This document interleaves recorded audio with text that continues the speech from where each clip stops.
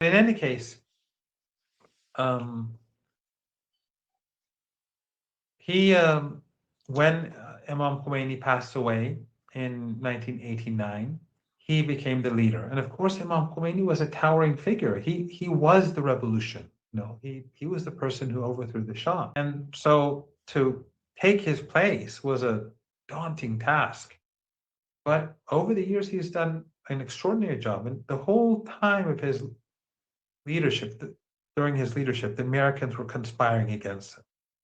The West was conspiring against him always, and against Iran, and against the Islamic Republic. And he led as different presidents came in with very differing worldviews from one another, from Mr. Rafsanjani, who pursued liberal economics during the 1990s. Remember, this was at a time when the left and across the world had collapsed.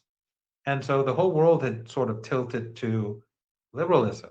And that also impacted Iran. A lot of the leftists, as you know, in Iran, they became liberals.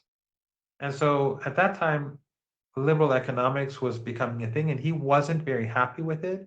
He wasn't happy with it. He supports the private sector, but he believes that no one should be left behind, and that the dispossessed and deprived should be supported and empowered. But while his views were different from Mr. Rafsanjani, or later different from President Khatami, or later different from President Ahmadinejad, he he never impeded their work, but he would try to make sure that Iran's policies of independence, Iran's policies of social justice would remain intact, regardless of who was in power. So he sort of moderated the different presidents because we had sometimes from one radical position to a different radical position.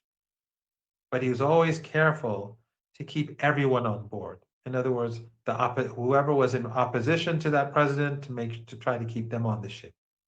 So he was always a person who tried to keep as many different political factions on the ship at a time when the country was experiencing so many different